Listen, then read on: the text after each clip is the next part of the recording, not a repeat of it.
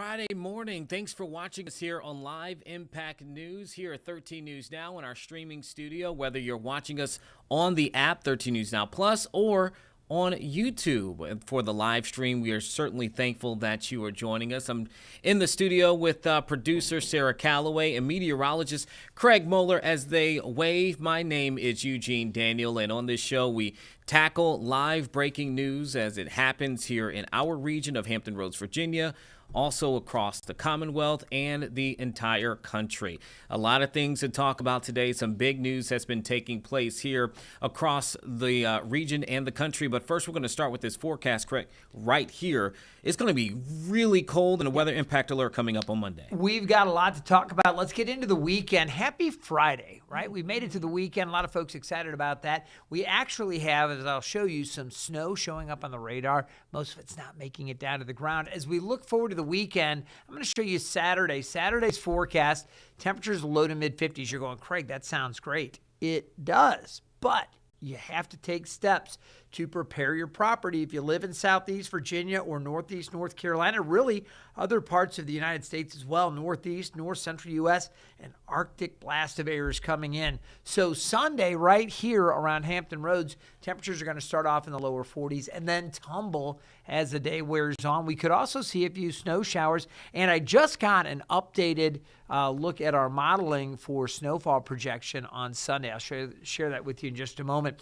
Let's get into why we've declared this weather impact alert for Monday morning. And as we do, let's bring this back up here. You're going to see our weather impact alert for the Arctic air arriving early. Well, really, it's going to come in Sunday, late afternoon and evening. But early Monday from midnight to 9 a.m., we have the potential for really bitterly cold single-digit wind chills and air temperatures all the way to the coast in the low 20s, teens inland. So there is that risk that we could see some pipes freeze and burst. We've certainly seen that across our region before when we get temperatures this cold all the way to the coast. It's one thing if that happens farther inland. They do get cold down into the 20s and sometimes the teens. But when it gets that cold all the way through the metro and closer to the coast, that's where we typically see more issues. And that's why our weather team here at 13 News Now has declared the weather impact alert. So you have to take some cold weather precautions. I know Madison Schlegel put together a story talking about some things you could do around the house. We talk about things like disconnecting hoses from those outside spigots and faucets. You need to cover those if you can. Wrap them in cloth or plastic bags. I have an insulated cup. You can get those at hardware stores that actually has a little rubber, kind of a gasket that you can put over the knob for the faucet, and then that tightens down so you actually have an insulation cup over your exterior faucet. I've already done that for my house, knowing that this cold weather's coming up and I don't need the faucet over the weekend. So you may want to do the same. All right, look at our wind chills. This is Sunday evening. You see once that cold Arctic air arrives, it does turn cold. We're talking single digits to the north. But as we go through the late evening Sunday, 11 o'clock, you're looking at feels like temperatures projected, and this is the graph model, but it's projecting wind chills with the gusty winds down to about 8. That's what it's going to feel like. Elizabeth City, 9 in Chesapeake, 9 in Suffolk, 9 in Norfolk, and 8 in Williamsburg, 10 in Virginia Beach. You get the gist. It's going to be cold, even, closer to the coast, Sarah. We're going to see some of those colder readings. So I think about all the communities, Shadow Lawn, Red Mill, some of those areas that don't typically deal with that. Sandbridge. You don't typically worry about these types of cold temperatures. You have to this go around Monday morning. All right, after that, things will be changing a little bit. And speaking of temperature change, this morning we were colder than yesterday. We're still in the 30s, and it's not warming up much today. Over the next 9 hours, it's going to be cloudy for a while. We have seen a couple of very light flurries off to the west and southwest. Looking at the satellite and the radar images, you can see how that Clipper system we'd been talking about for the past couple of days kind of producing a little bit of snow back over the mountains. Not much actually making it down to the ground. Our low levels of the atmosphere still really dry. I don't know if you're feeling it like I am, but like my hands, my knuckles, very dry. You might need a little extra lotion maybe. Unfortunately, my hands are always dry. It's a real thing, so I have to constantly lotion. So You are speaking to my soul, because when the weather gets like this, it is, I just got to keep a bottle on me. Yeah, you really do. And again, that's good for your skin to keep it moisturized. But I'm just saying, I can tell, man, when it gets really dry, and we're talking about dew points down very low because it's so cold, you can get this extremely dry air. You need to put on the lip balm and, again, the lotion. Very, very important. So as we zoom in and take a look, you might be thinking, okay, do we have showers down there to the south? It looked like it was snowing across the area. It never was. It was falling aloft and evaporating or sublimating, where it goes from solid to vapor, kind of just skipping the evaporation or the melting phase, rather. And then we do have some sprinkles aloft that have been melting as well. You might have a couple of flurries down around the Albemarle Sound. Very, very light if you're seeing anything at all. And again, the only snow reports even close to us out around Halifax, we did get a report of just a trace, basically a few flakes passing by, but nothing significant there. So our futurecast shows you, again, just a couple of flurries this morning, clearing later this afternoon, temperatures staying cold today. Watch what happens tomorrow, though, with high pressure and control. We're going to see the winds shifting around to the south as that ridge slides eastward, and with the southwest wind, tomorrow mostly sunny, temperatures in the lower to mid 50s.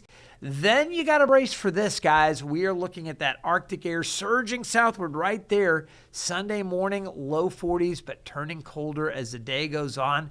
By midday, low to mid 30s. Are you ready for it? Temperatures into the 20s later in the afternoon and early evening.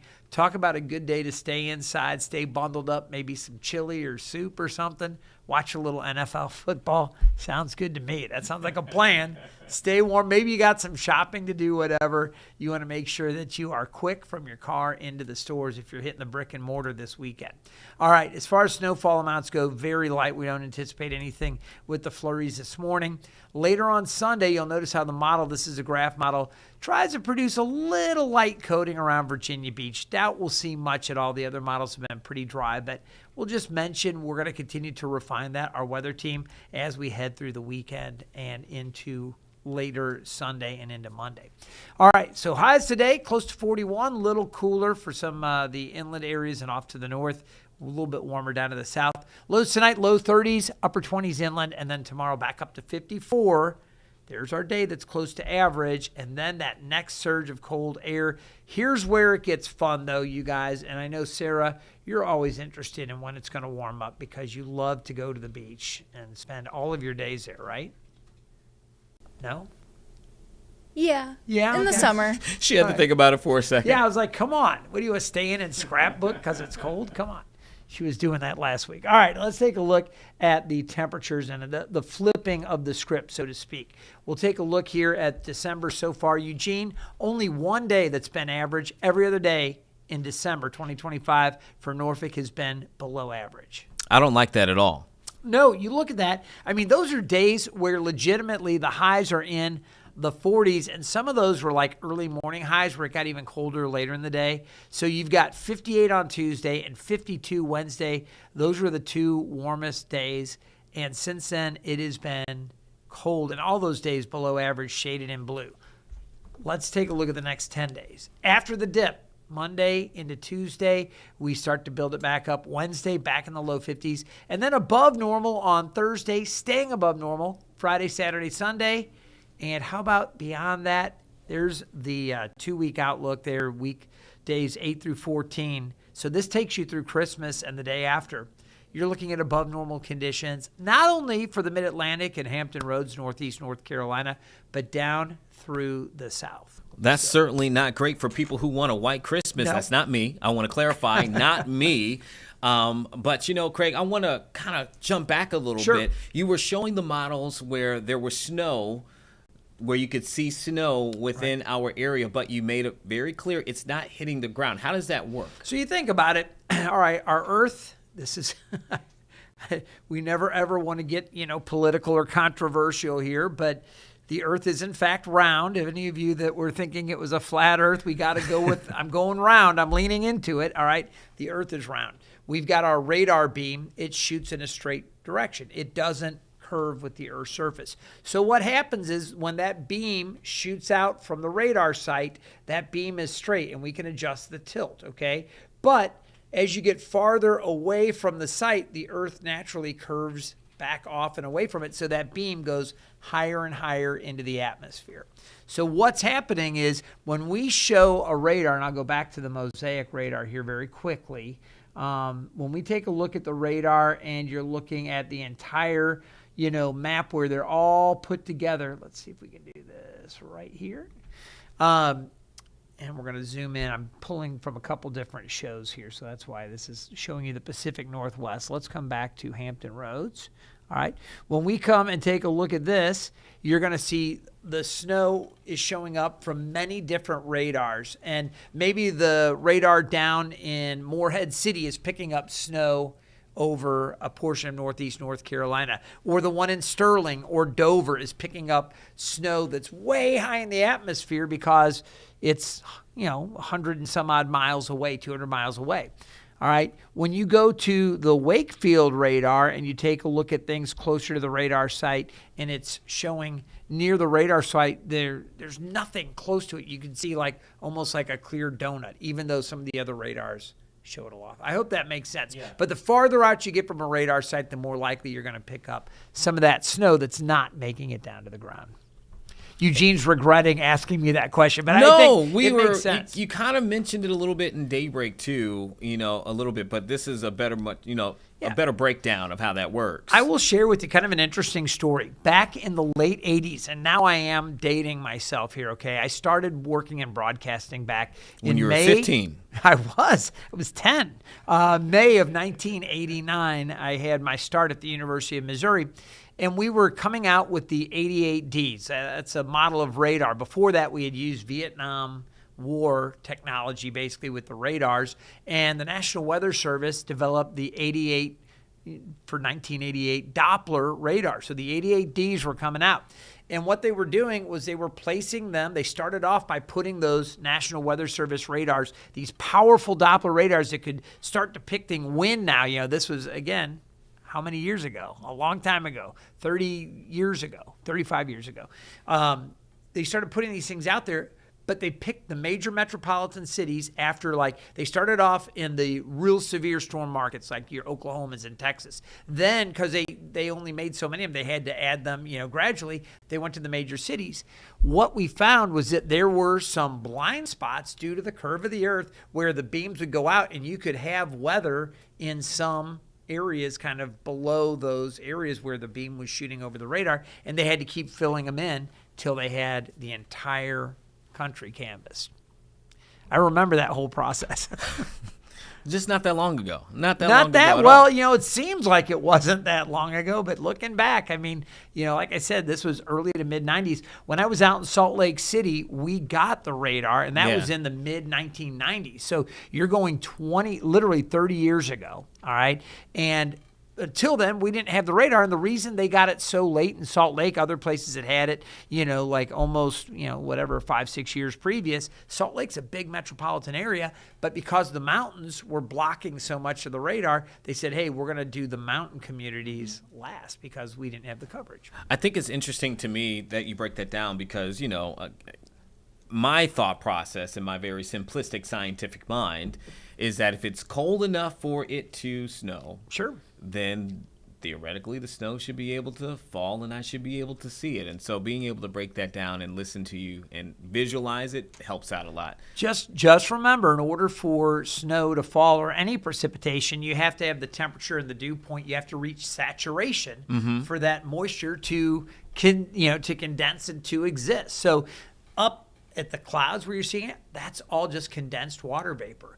Down to the ground, if it was all condensed here, we would be in a fog constantly, and not just emotionally and mentally, but physically in a fog. And because of that separation, that's why we're drier at the surface. Yeah, it's like when you're making a cake, you can have all the ingredients but one.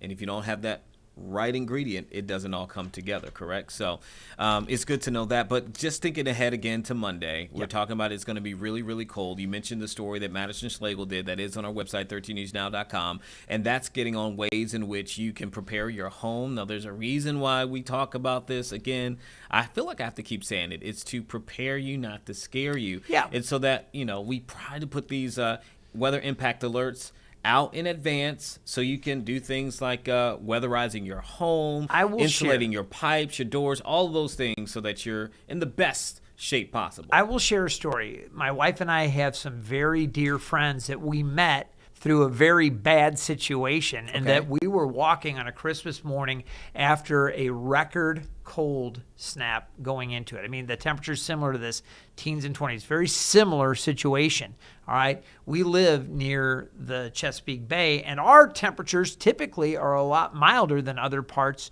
of Hampton Roads. We are literally on the bay.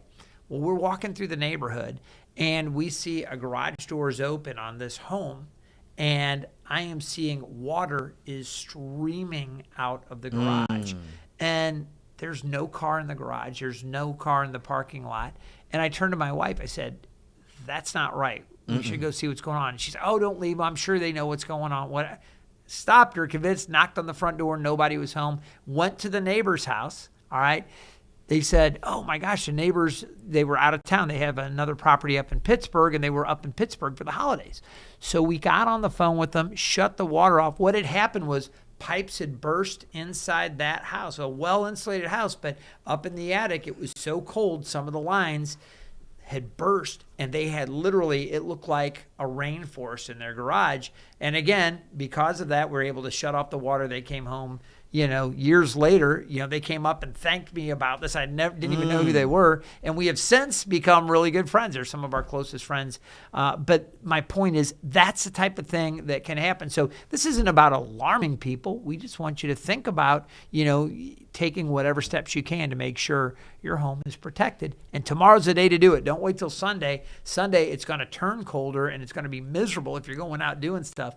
Do it tomorrow when it's warm. You know what they say, pressure breaks pipes, but so can the cold. But at least in your case, it can bring long-lasting friendships. Yeah, truly. I mean, they're great people. We're good friends. That is awesome. Anything else that we kind of need to keep on our radar ahead of Monday, especially since people will have the next few days maybe off work to kind of get themselves ready ahead of the cold? Yeah, just the one thing I would say, it's not just going to be cold, it's going to be windy as well. Okay. So not that I'm looking for like widespread damaging winds or anything like that, but it's going to be one of those situations where it's going to be physically uncomfortable if you have to be out there. And one of the things we talked about before, Sarah, I know we had at one point, and I think Eugene, we did as well, you want to make sure you've got a few extra things in your car. Not only have it for, your home preps, but make sure you got an extra blanket. Maybe, take an extra jacket. Things that I'm like, oh, I run to the store, I'll get in and out. I don't need a coat, whatever, until your car breaks down or you run out of gas or somebody else does that in the path that you're going and you're stuck in traffic for a couple hours or something. So just make sure you have what you need to stave off the cold because it is coming. The good news, though, after the middle of next week, it looks like we're in for a warmer stretch of weather. I like the sound of that. I think it was Thursday you showed that it's going to be my favorite day next week, right? That's going to be the unusual. Getting up around 60. Yeah, we'll that's talking my language right we'll there. Take it. Everything again, else, Monday, Thursday. Christmas, not looking very promising for a snow-covered Christmas. But if you like the warmer weather, and I think after our cold start to December, if we took a vote, most people would say, yeah, we'll go with some warmer weather. It looks like it's coming for the back half of December. All right, Craig, we appreciate you, man. Stay warm, and I know you'll keep us informed in the meantime as well. Remember, you can also get all of this information 24/7 with the Weather Impact 24/7, which you can find right here on this streaming app, 13 News Now Plus. Also, if you're not tuned in, 9 o'clock Monday through Friday, Craig has a great stream. It's called The Weather Desk. He's not just hitting topics like this or things that are just in Hampton Roads. I know you're right there. You could have teased this, Craig, but he's hitting it. It's everything that you can think of. Sometimes you're even talking about what's going on in space. It's really neat. We covered all. And speaking of that, before I jump off, yes, what's going on Saturday night, Sarah? You know. Or does she? Does she remember? I remember. I just can't remember how to say the name. Yeah. It's a meteor shower. It's a the meteor Geminid. Shower. The Geminid. Yeah, the thing. Yes. Gemini, Geminid. Geminid. So it's the Geminid or Geminid. It's Geminid. Geminid meteor shower. And that's going on peak viewing Saturday from midnight to like 4 a.m. Skies are going to be mainly clear. This is one of the things we talked about on the weather desk, mainly clear around midnight. But as we go towards sunrise, we're going to see increasing clouds. So if you're going to go out, it won't be terribly cold ahead of that Arctic front that's coming in. I mean, it's going to be chilly, but not bitter cold until later Sunday. So you might want to take a peek if you're up late Saturday night, go out, might see a few fireballs. Yeah, and if every time you say that. Pitbull. But, and listen, if you follow the recommendation and have a blanket or those things, you can add out, because that maybe is the two. big thing. Maybe a few. That is the thing that we talked about. It's better if you go to an area where there aren't a lot of city lights or those kind of things. You can see it a lot more clearly. But with the Geminids, they're super bright. Yeah, you may be able to see a few of them, and they go by so quick, you just see them, you're like, wow. It literally every time. I've been doing this forever, right? And I still catch your breath. It's awesome. Wow. It's Check that awesome. out. So spectacular. Good stuff. And one last thing, if you guys can, the growth in viewership for this stream here at 13 News Now Plus and the Weather Desk and 13 News Now Daybreak, all of these things, this live programming we're doing on 13 News Now Plus, the viewership is growing. It's been awesome. But lots of folks still need to know that we're out here doing it. So if you're enjoying this and you enjoy the Weather Desk, this additional weather content, let your friends know about it. Say, hey, have you guys ever checked out 13 News Now Plus? That helps us grow our audience and get more folks informed with the news here, obviously, but also with all of our extensive weather content. Viewership skyrocketing, but it can be even more amazing with your help. So thank you guys.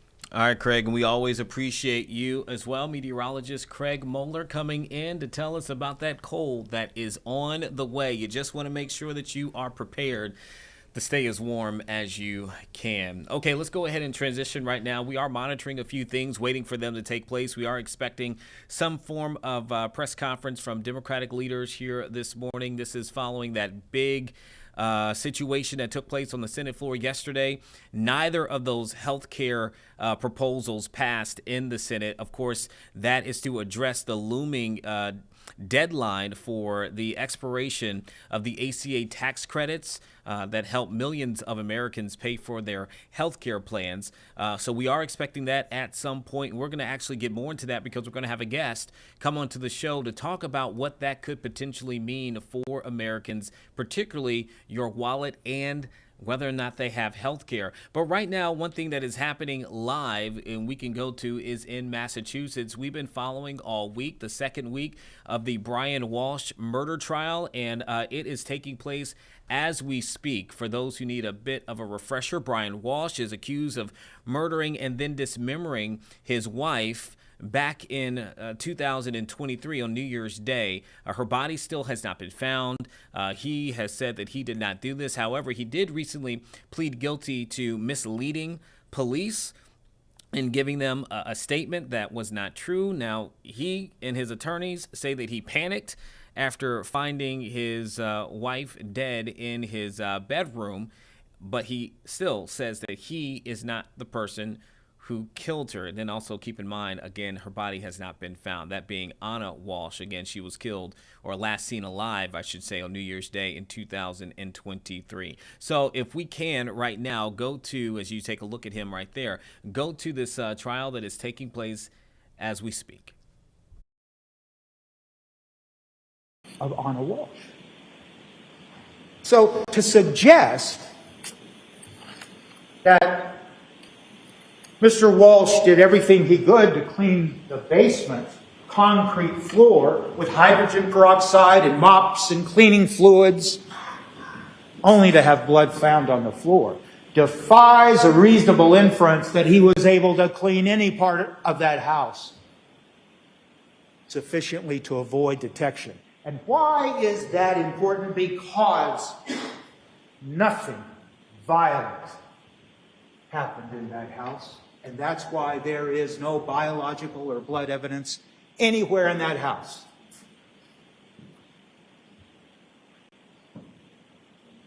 The act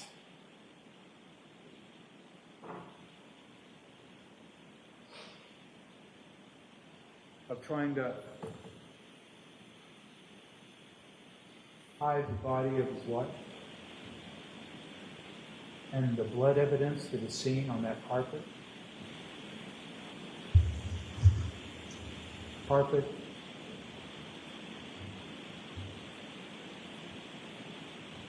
That's what happened. There's no blood in the living room. The inference might be that the carpet was taken downstairs. Because you can look at those pictures. You can look at the physical pieces of carpet and be sure.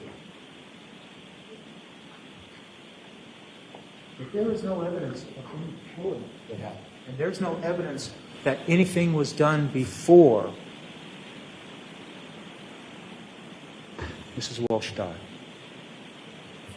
and there's no evidence of premeditation or anything, there is evidence of lying and disposing of the body.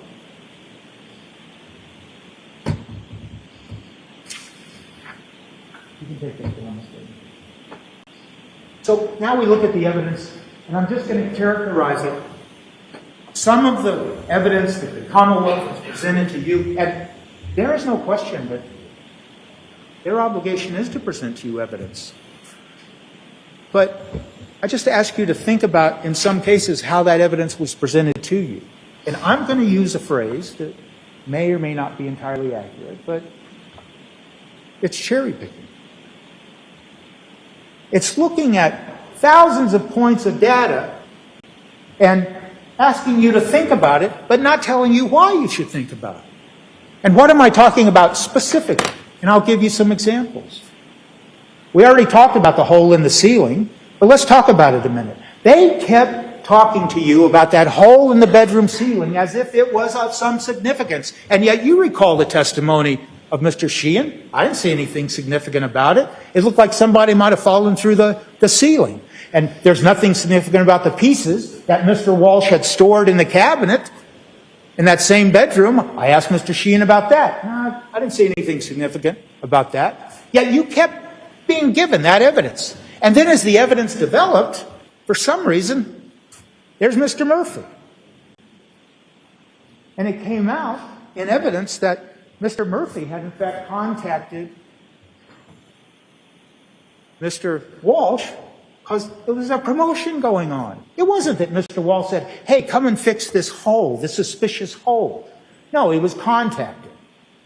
And he didn't respond right away, but then he did. And for some reason, they keep insisting that that hole is of some significance. But they don't tell you why. They just give it to you. They do the same thing with the searches. Remember when Trooper Keefe was sitting right here and he's asked to look through those thousands of, 250 pages of the search history from the iPhone Mini 13, the phone that belonged to Mr. Walsh, and he's asked to look at it and says, do you see searches there to go to the MGM? Yes, I do. Nothing else. No explanation why that is significant, why it's important to try to determine if a man committed premeditated murder. You're just throwing out pieces of evidence. Why? Why were you given... Why was Trooper Keefe asked to tell you about a song, a partial song title?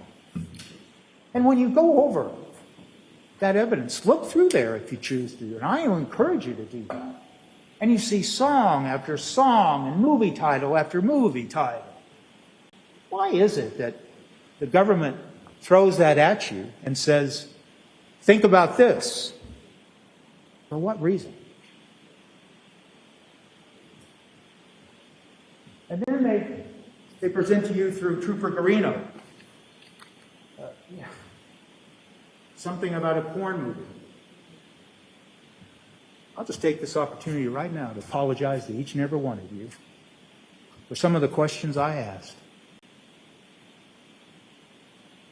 But it just didn't make sense that you would take that type of evidence and suggest that it has anything to do with determining whether someone committed deliberate, premeditated murder because there's a word in the title of a movie. And that's what I'm talking about, the quality of some of the evidence here, thrown at you as if it means something, that it's significant, and yet here you are being asked to determine if someone, Mr. Walsh, committed premeditated murder with a specific intent to kill the woman he loved.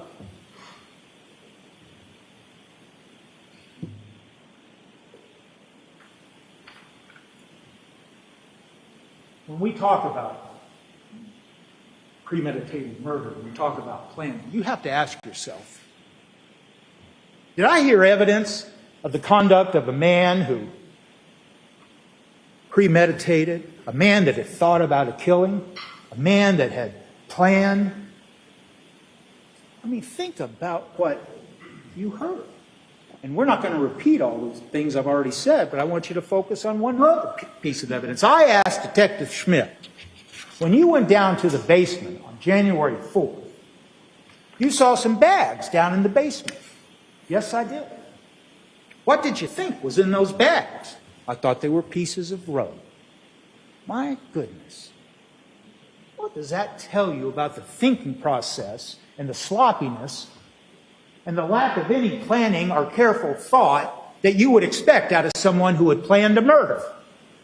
And then he lets a police officer walk down in the basement, and the police officer, based on his training and experience, uses, I think he said, his boot, and he felt it, and he said, felt like pieces of rug to me.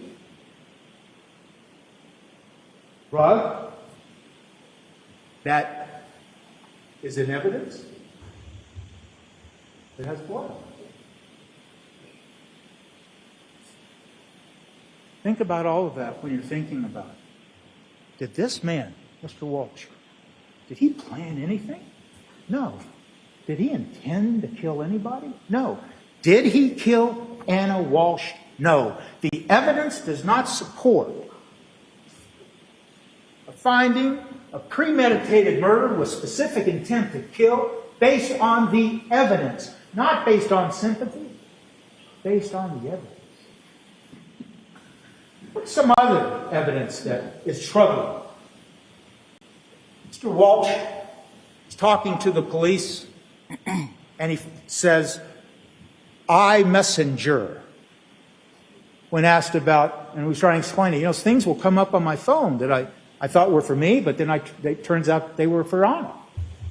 And so the government seizes upon that evidence and suggests that there's evidence that Mr. Walsh had seen text messages between Anna Walsh and William Fastow. And those text messages between Anna Walsh and William Fastow, some text messages are placed into evidence, and I'm sure you'll look at them. And why would the government want you to believe that Mr. Walsh saw those text messages? Because some of the entries in those text messages are very upsetting.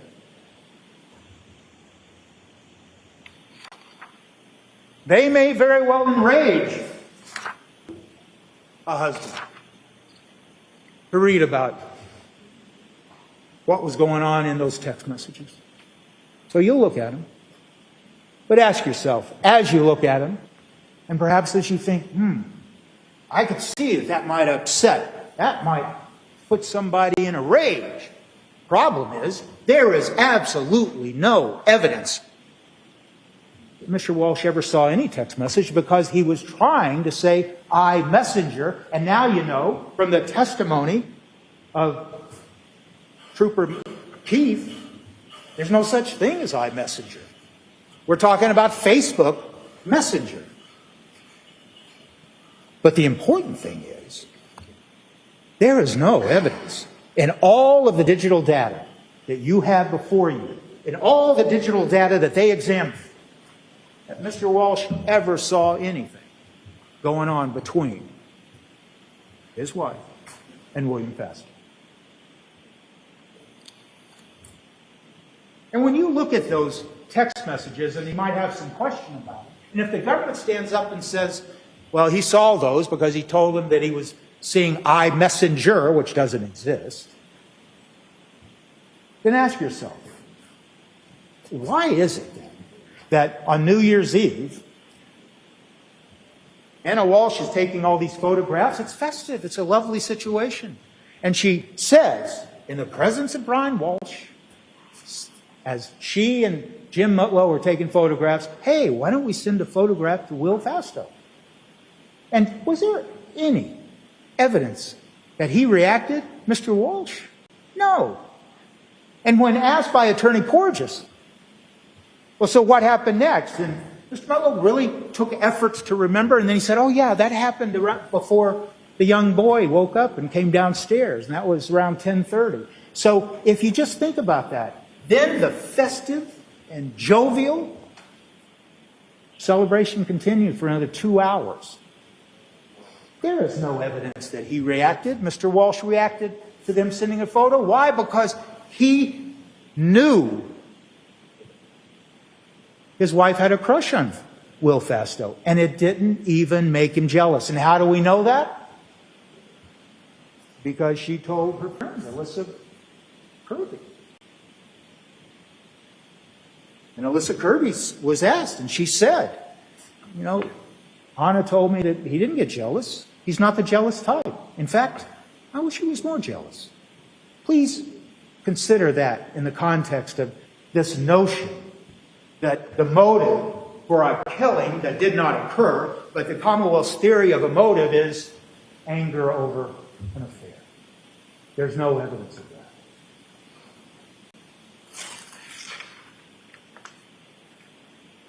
Dr. Atkinson told you.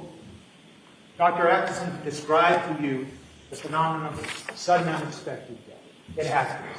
And just because it's rare, and just because the government will undoubtedly argue that that is nonsense, listen to their argument. But Dr. Atkinson made it clear it happens. It happens in young and old, male and female. It happens unexpectedly. In fact, it happens with people who have never manifested any problem before. It happens in athletes. And how do we know that it's not absurd, even though it might be rare? How do we know it is an important aspect of what happens to people? Because the laws of this state mandate that the office, the chief medical examiner, get information from doctors, police officers, nurses, when there is a sudden death, when someone is otherwise healthy. They're mandated to investigate that. So there is a statute that Dr. Atkinson told you a little bit about on cross-examination. So ask yourself, is it as unlikely? Is it bizarre?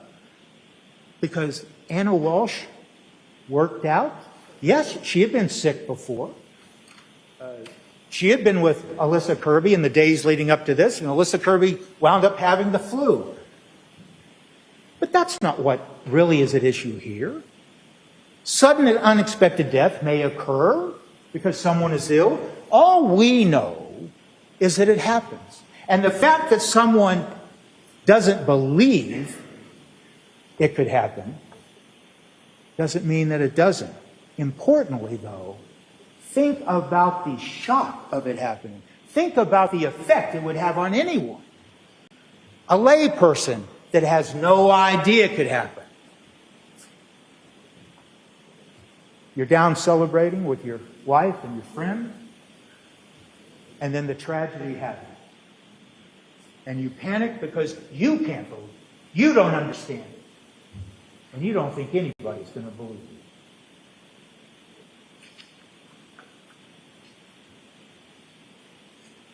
Context. I walked Trooper Keith through all of that information. Something that he had not done yet. And so what did you hear? We went methodically. Sometimes, I'm sure for some of you, it was a little painful. It took a little while. But we went through hour by hour, day by day, that basically was the life and the experience that Anna Walsh and her husband, Brian Walsh, were going through in just the days leading up to January 1st of 2023. And what do you see? And you'll have that evidence. You won't have it compiled in the way that I presented it to you, because Trooper Keefe never saw fit to assemble it in a way where you could really see what was going on. But what do you see, and what did you learn from the evidence? Two people communicating by phone and by text, talking about sales of property, talking about investments, talking about the future, talking about reinvesting, talking about buying new property in D.C., talking about all of that, and it's all in the text. Joking when Anna Walsh was ill and stayed home and told her husband that in the text. And then they joke about it. I'll get you a plunger. And she responds, it's right there on the text. Joking back and forth in the days leading up to New Year's Eve. I'll tell you what, I'll buy the plunger. You buy me a Porsche. And then you see him shopping for a Porsche for the woman that he loved. How does it go from, I'm going to find you the Porsche you want, that speaks once again to the financial issues that were non-existent? How does it go from that to someone who is purportedly premeditating and intending to kill his wife? And those texts lead right up until she arrives by plane in Cohasset to celebrate. So, context. Once again, divorce? About 11 minutes of talking about divorce and searching about divorce in 7 days of phone calls. And how did that divorce search come up? It came up in the context of protecting the family assets because they just sold the house in Revere.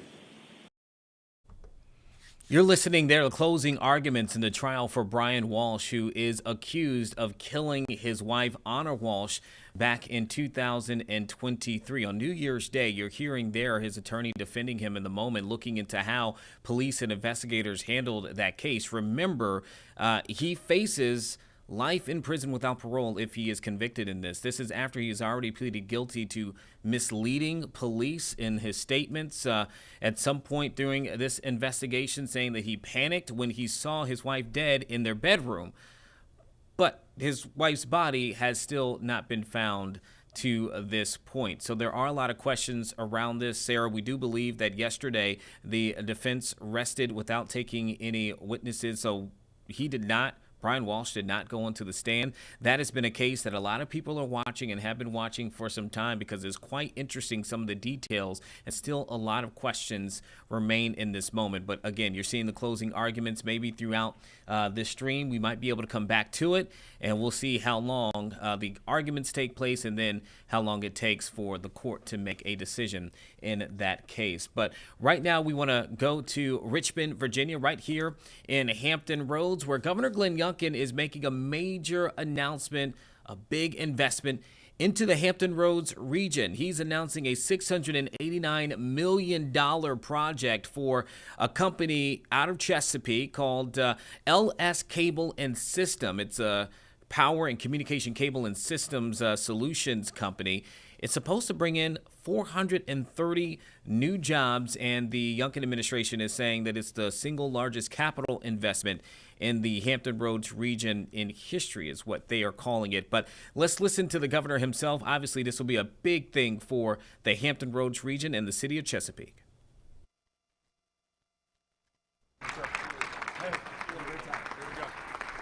Thank you. Thank you.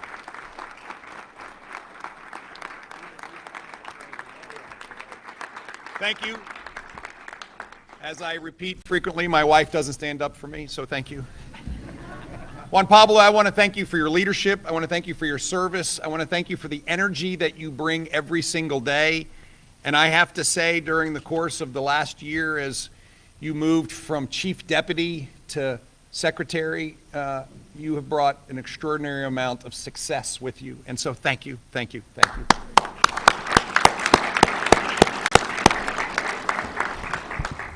And as Juan Pablo shared a little more than 7 months ago,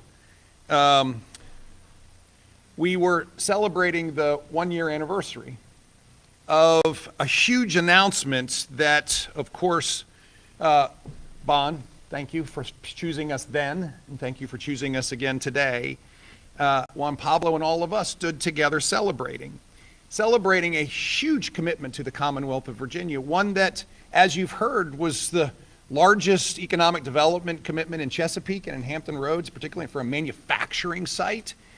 And we thought, could it get any better? Well, as we do sit here in the run-up to Christmas, thank you for an early Christmas present, LS Cable and System, because today is a day where we are celebrating an amazing announcement. A nearly $700 million project that will create another 430 jobs. And I'm going to stop right there and say, wow, thank you.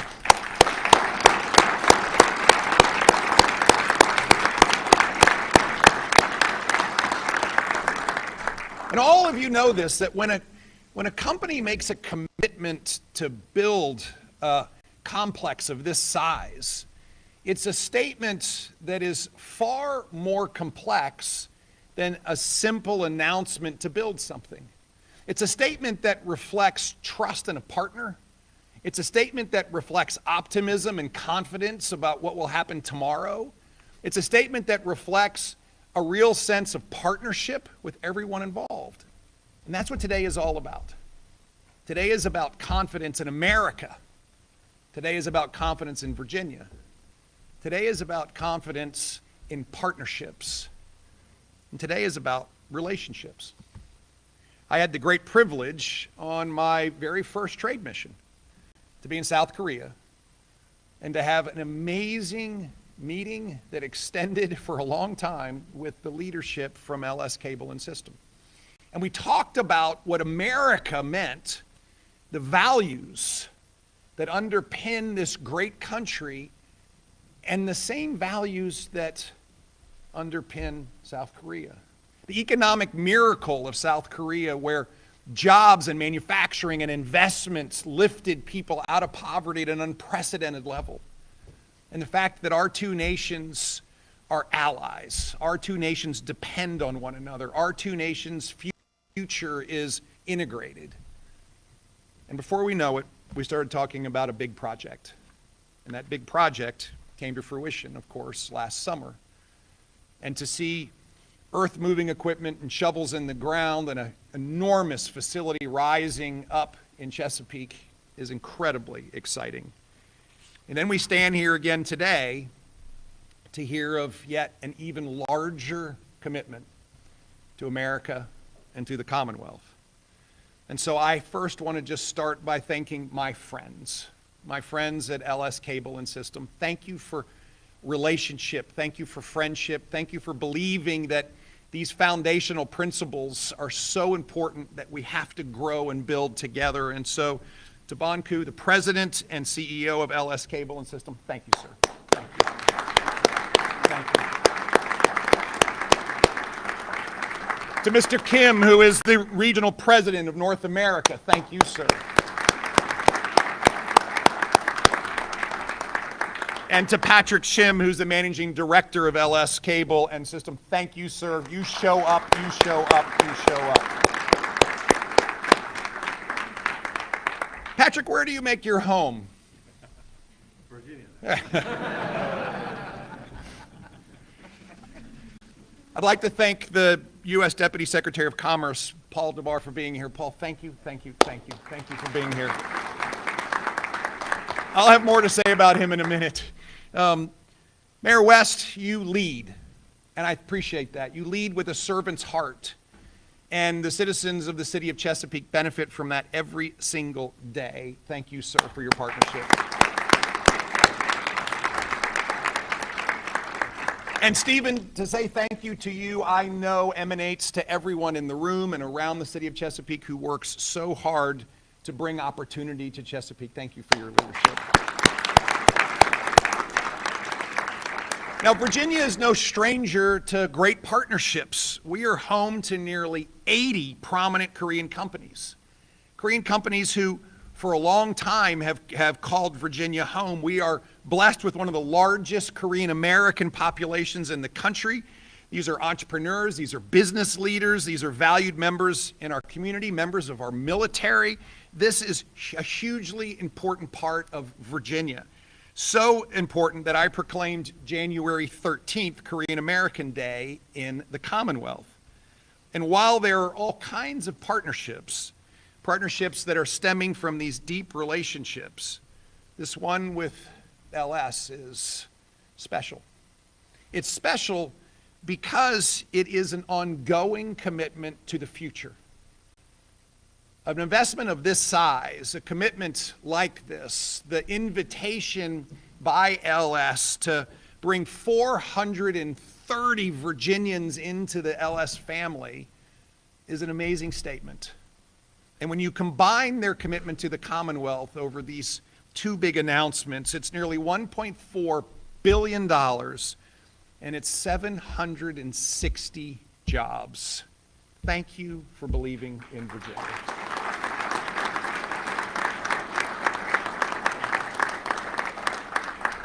This new complex will house extraordinary capabilities that are critical, not just to being in advanced manufacturing, but critical to the national security of the United States of America.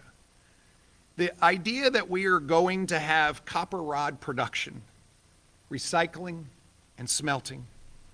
The idea that we are now going to bring rare earth magnet production right here to Virginia. And the two of these factors are so critical in our national defense capabilities for advanced weapon systems, but also for electric motors. This is so much more than a manufacturing moment. This is a national security moment. This is a moment with partnership with trusted allies. This is everything we've been talking about. This secure supply chain that is coming to the United States is everything that we know must happen for America and our trusted allies to continue to a tomorrow that is so much better than yesterday. That's why I'm so excited about this announcement. We look forward to building these jobs, these 430 jobs together. Virginia's been blessed with the most amazing workforce in the nation, fueled by our military, with nearly 25,000 brave men and women who wear the cloth every day, transitioning into the next chapter of their lives, whether it's to stay with the National Guard here in Virginia, to be a reservist, to just be a veteran here living in Virginia, that make our state and our nation stronger and better every day. That's a workforce in Hampton Roads and Chesapeake that I know LS will benefit from. We also know that we will see the investment and the construction activity that is just amazing. You see, the $150 billion of capital commitments that Juan Pablo referenced that are coming to Virginia, that are in all phases, from buildings already rising up out of the ground to new ones that are on the planning board, it will underpin another 85,000 jobs and 40,000 construction jobs. And boy, we've got jobs in Virginia. And at the heart of opportunity are those magic words of "you are hired." All of you have heard me say this before, but there are powerful words in the English language, and I think the three most powerful ones are "I love you." But right behind them are "you are hired." "You are hired" conveys a trust, an invitation, and a belief that together we can build an extraordinary organization that will do amazing things. That's what this is all about.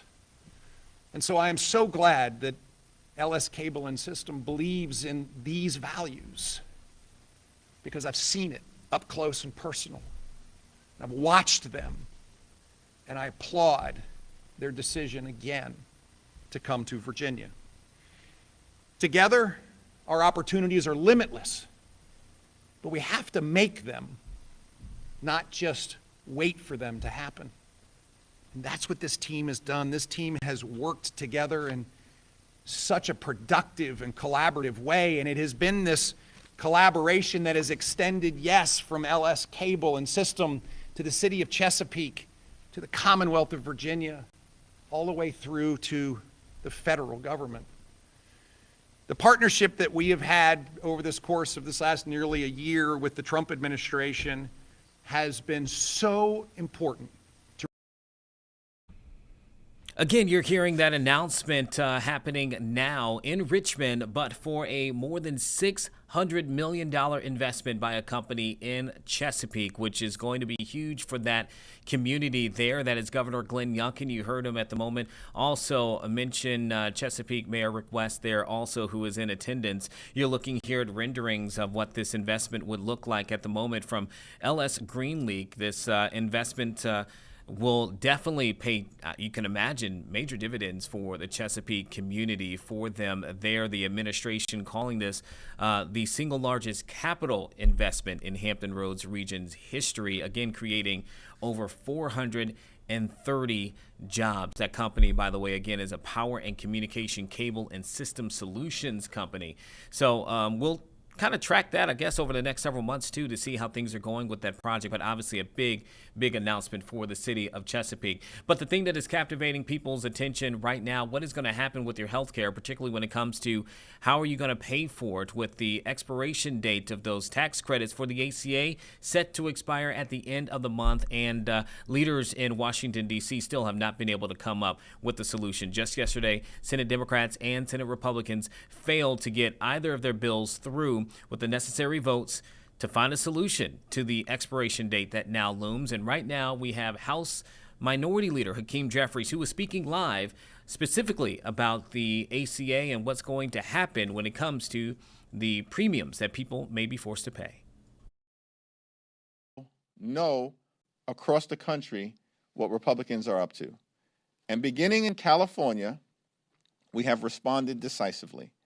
And the reality of the situation is that Republicans may have started this redistricting battle. We, as Democrats, plan to finish it.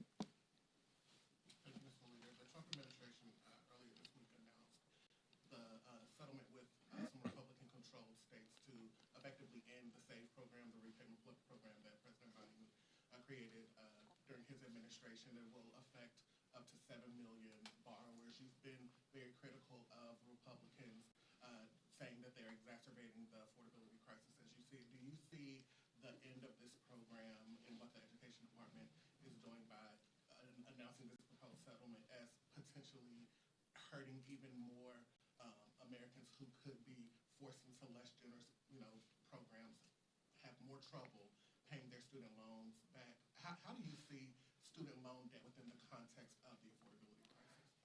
Well, the Trump administration has launched an all-out assault on public education in America. They have destroyed the Department of Education in real time, and they're going after hardworking American students, including college students, who are just simply trying to experience the American dream, an American dream that is increasingly out of reach for far too many hardworking American taxpayers. And the American people know it. And the American people also know that Donald Trump's administration and Republican policies have been a complete and total disaster.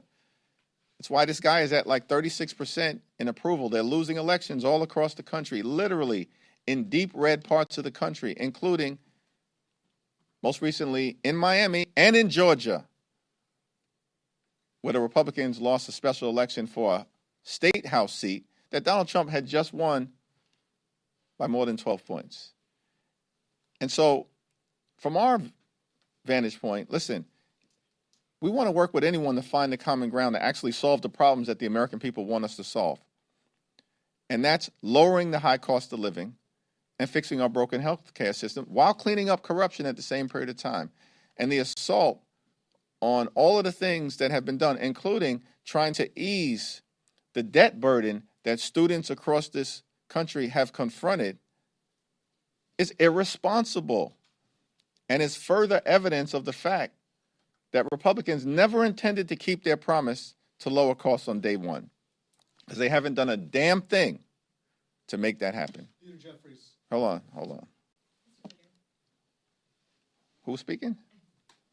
Okay, yeah. Yesterday, you voted present on this effort on the motion to table the impeachment resolution against President Trump. A number of your Democratic colleagues did as well. Do you think that the president has committed impeachable offenses? We issued a statement on that motion to table, and that statement speaks for itself. Thanks. Leader Jeffries, thank you very much. Eric Christie with The Independent. Just now, the Oversight Committee released more photos and more documents from the Epstein files. We have 7 legislative days until the Department of Justice. Why was it important to release those documents and those photos? And what else should happen if the Trump administration doesn't comply? What can Congress do if Congress doesn't comply with this? Well, the DOJ doesn't comply. Well, the so-called Department of Justice under the Trump administration needs to comply with the law. And we as Democrats, led by Robert Garcia, the top Democrat on the Oversight Committee, are going to continue to make sure that we're holding this administration accountable. These people who are part of the Trump administration, including Donald Trump and J.D. Vance himself, all said for years that they wanted to release the Epstein files. Then they come into office and do the exact opposite. Obstruct and obfuscate, hide stuff from the American people. All we want is full transparency so that the American people can get the truth, the whole truth, and nothing but the truth. That's what the Epstein survivors deserve and have demanded. And we're going to make sure that the Department of Justice complies. Thanks, Leader Jeffries. You say that at least 4 Republicans are needed to cross the aisle to get health care done. Well, there are nearly a dozen Republicans who have signed on to the discharge petition for both the Fitzpatrick bill and for the Gottheimer bill. Why not endorse one of them or both of them and encourage your members to sign on as well to get the ball rolling in that respect? We're actively reviewing those 2 discharge petitions, and we'll have more to say about it early next week. But what is clear, time is running out. Where were these Republican ideas over the last several months? You know what? They were so busy shutting the government down. Donald Trump's busy playing golf. They could find $40 billion to bail out their right-wing dictator friend in Argentina. They're pardoning people like George Santos and Rudolph Giuliani. And they're running around trying to promote their one big ugly bill, which enacted the largest cut to Medicaid in American history. That's what got the ball rolling on the Republican health care crisis. And as a result, hospitals, nursing homes, and community-based health centers are closing all across the country, including in rural America. They ripped food assistance out of the mouths of hungry children, veterans, and seniors, and they did all of that with great urgency so they could reward their billionaire donors with massive tax breaks. And they made those tax breaks permanent. And now at the 11th hour, they're scrambling. It still remains the case that the most direct path forward is a straightforward extension of the Affordable Care Act tax credits. And there's one discharge petition that does that. And it has 214 signatures. And all we need are 4 Republicans to join us. Just to follow up on that, though, I understand that your ideal path is a clean extension, but Republicans have made clear that they will not go for a clean extension. So would you be willing to settle for something that's not a clean extension in the name of saving these subsidies? We're going to evaluate every single good faith proposal, but it has to meaningfully provide certainty to the American people who are at risk of having their health care ripped away from them. These Republicans made those massive tax breaks for their billionaire donors permanent. And we've said from the very beginning, we just want to make sure that everyday Americans, middle-class Americans, working-class Americans have a similar level of certainty. That's not too much to ask for in the wealthiest country in the history of the world. Thank you, Leader Jeffries. Yesterday, President Trump signed an executive order on artificial intelligence seeking to block the states from regulating the AI. Specifically, and I want to ask you about specifics in this EO, it directs DOJ to create a litigation task force and challenge any state that they view doesn't comply with whatever the national standard is. It also gives powers to Secretary of Commerce to impose restrictions on state funding and also aims to regulate truthful output. So my questions to you, I have several. First, what is your position on the EO? Should Americans be concerned that the AI policy is being set through executive order instead and litigation instead of open debate in the Congress.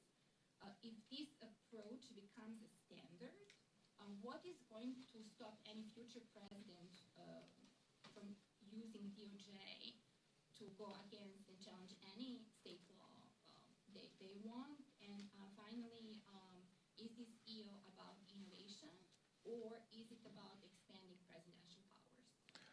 Well, Donald Trump has tried to conduct himself like a wannabe king from the very beginning. The American people are clearly rejecting that approach. And on artificial intelligence, this is a complicated thing.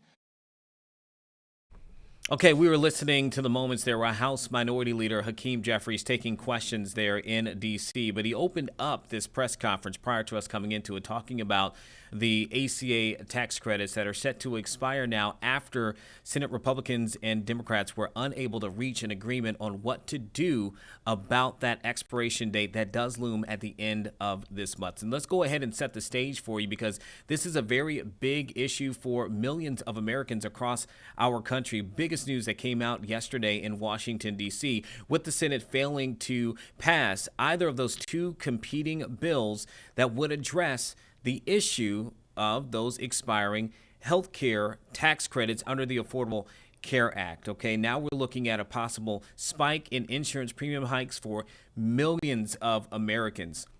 When we look at the difference between these two bills that did not make it through in the Senate yesterday, Democrats have been consistent in saying that they want to give just a 3-year extension to the current subsidies, while Republicans say they want to get rid of those extensions, and instead they want to try to put money into health savings accounts that they say will help pay for people's premiums, at least some people who are using and currently under the ACA.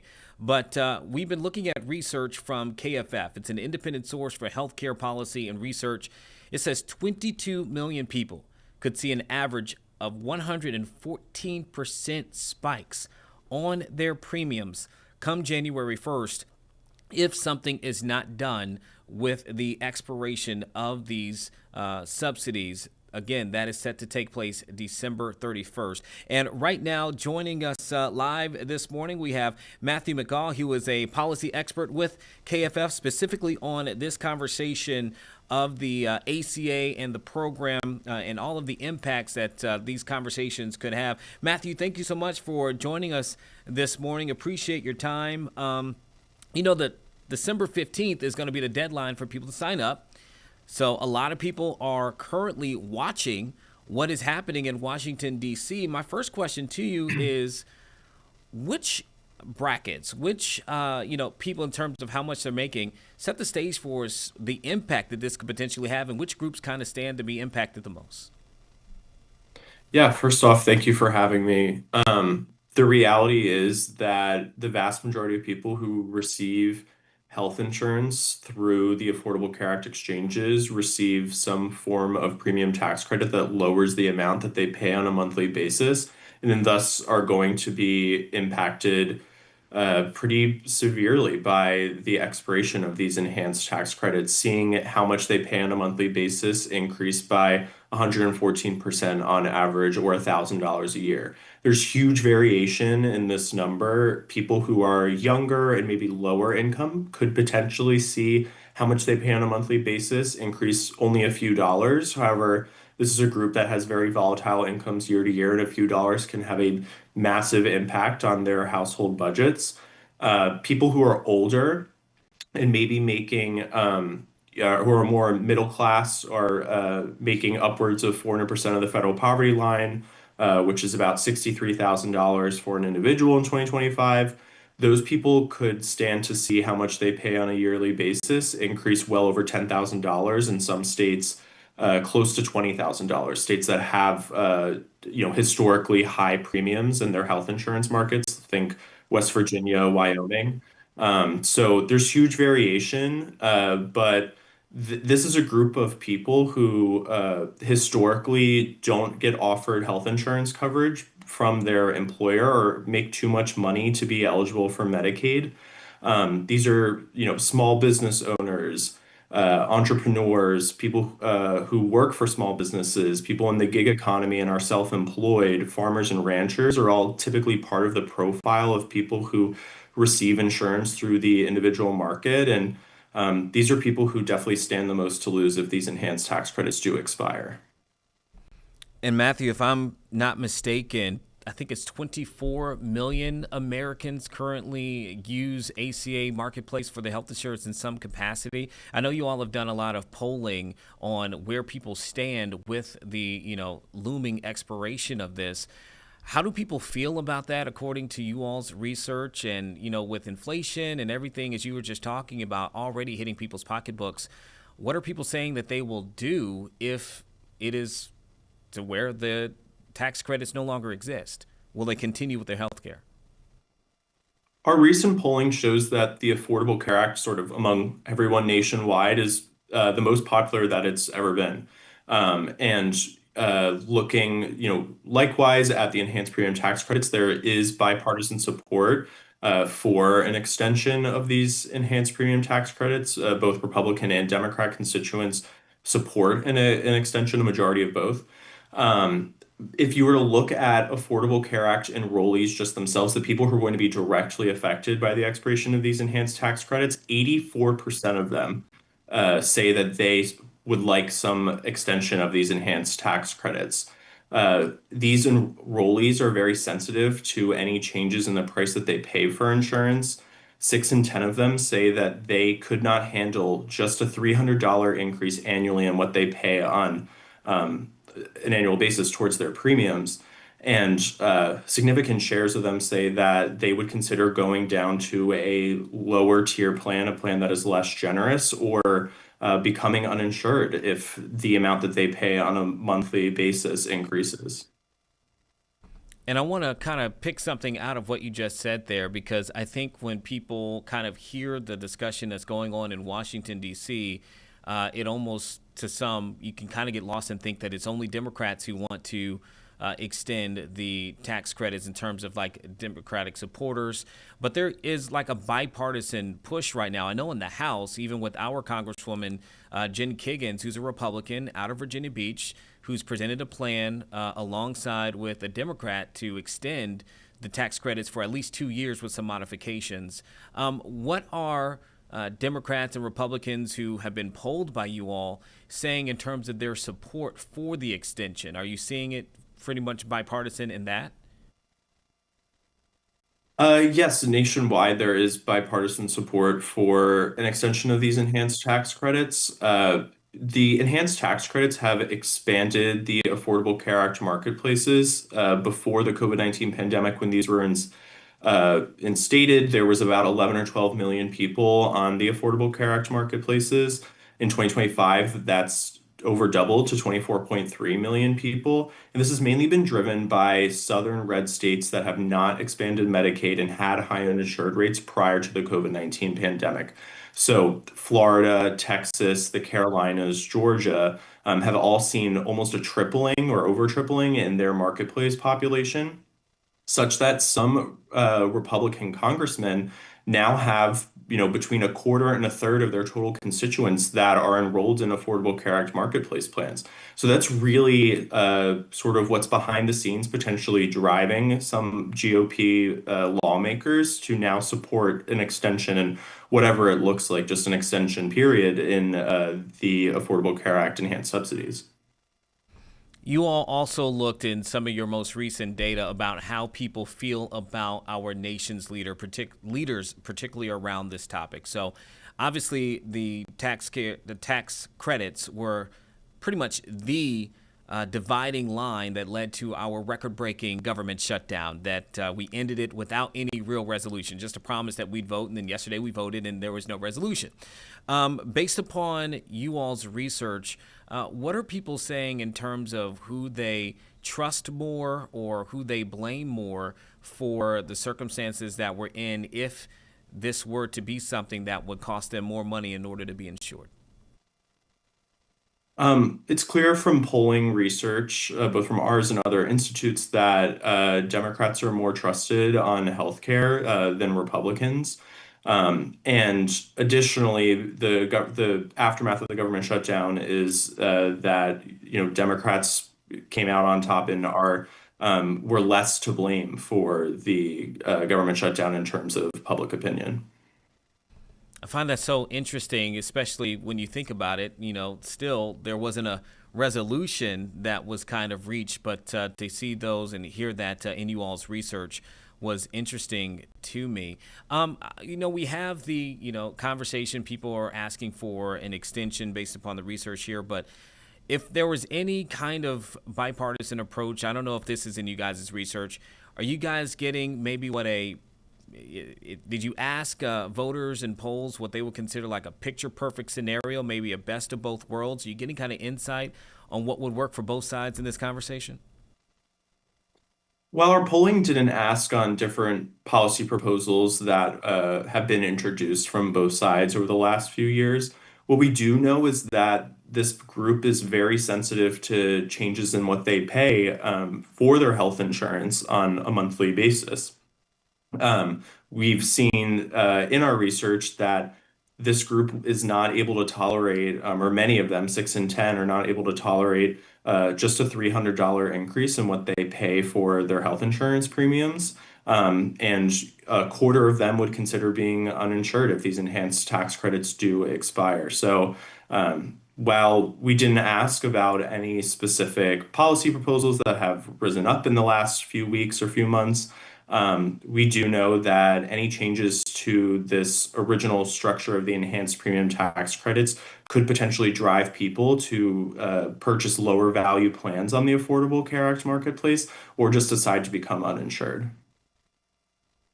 And Matt, I just want to ask you if there's anything that I have not currently asked as a part of your research that you think for our viewers and people who are watching this right now on the stream, that you think is really a pivotal point and something that you all discovered in the process of looking into the situation.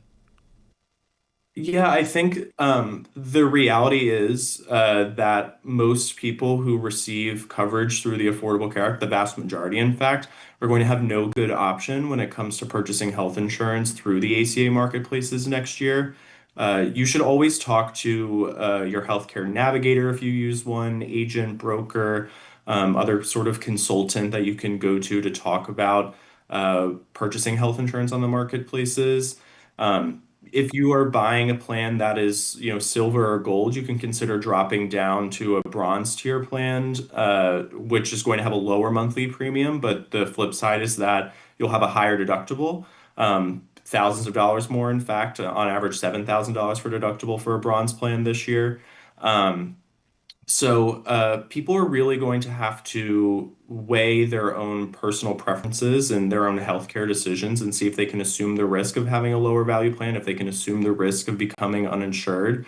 But the reality is that much of this population of 24 million people who receive Affordable Care Act coverage, and the vast majority of them who receive subsidies, are going to be left with no good option next year.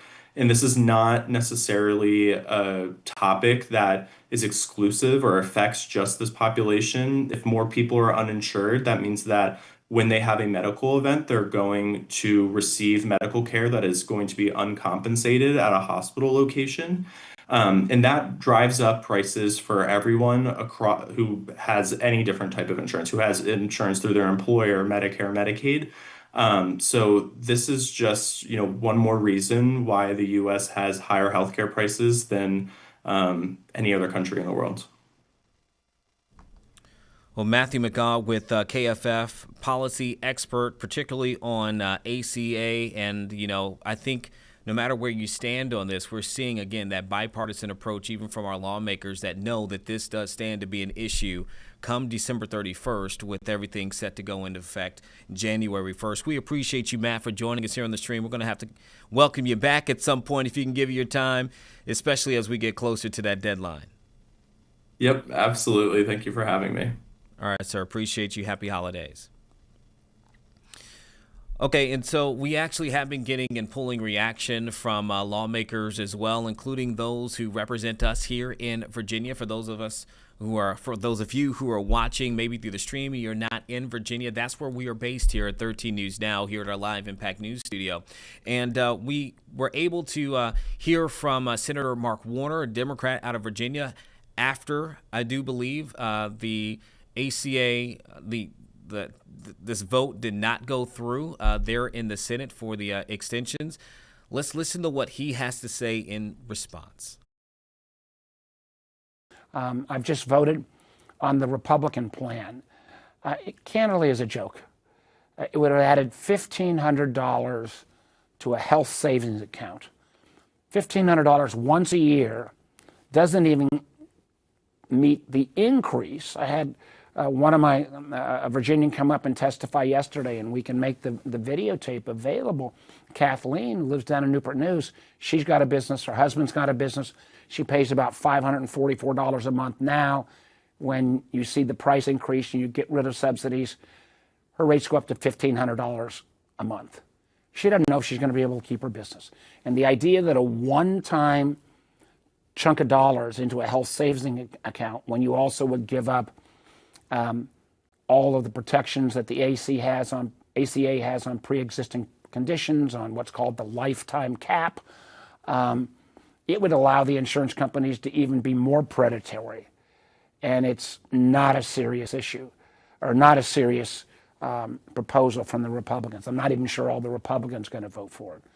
I'll be voting for the Democratic position this afternoon that would extend these premiums for 3 years, give us time for reforms. If there are ways to look at, for example, making sure there's not insurance fraud, count me in. But my Republican friends have drugged this out so long. Literally, Virginia families have to decide by December 15th what plan they're going to buy. And all the data indicates for the 24 million Americans who buy their insurance on the marketplace, about 4 or 5 million are going to go without health insurance. And what does that mean? Well, it means they're going to show up at the emergency room, which means that those of us who have health care coverage, the wait times are longer, but more importantly, the overall costs of our insurance is going to go up, because if you take this many people out of the risk pools, as they're called, and put them back in the emergency room, what's called uncompensated care, where the hospital has to eat the cost, what does that mean? Well, they simply are going to pass those costs on to folks with health insurance. It's a disaster. It is an avoidable cliff. You know, we could even do the extension for a shorter period of time and then look at reform. But this is one more example of where the president, who keeps saying everything's perfect and the economy is roaring and affordability is a hoax, I just hope folks remember, when housing costs don't go down and their health care rates go up,